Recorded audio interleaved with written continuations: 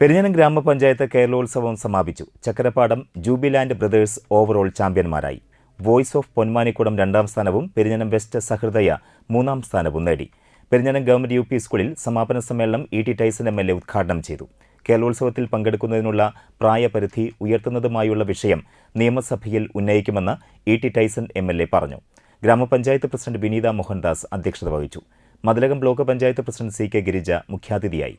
Panchayat vice president NK Abdul Nasar, block panchayat അംഗങ്ങളായ KA Kareem, RK Baby, panchayat ക്ഷേമകാര്യ standing committee chairperson Sayida Muthukoyathangal, ആരോഗ്യ വിദ്യാഭ്യാസ standing committee chairperson Hemalatha Rajakuttan, വികസനകാര്യ standing committee chairperson ER Sheela, panchayat secretary K Sreekumar, ആസൂത്രണ സമിതി ഉപാധ്യക്ഷൻ NR ഹർഷകുമാർ, പഞ്ചായത്ത് അംഗങ്ങൾ തുടങ്ങിയവർ സംസാരിച്ചു. ചടങ്ങിൽ സംസ്ഥാന സ്കൂൾ കായികമേളയിൽ റെക്കോർഡോടെ സ്വർണം നേടിയ മുഹമ്മദ് അഷ്ഫാഖിനെ ആദരിച്ചു.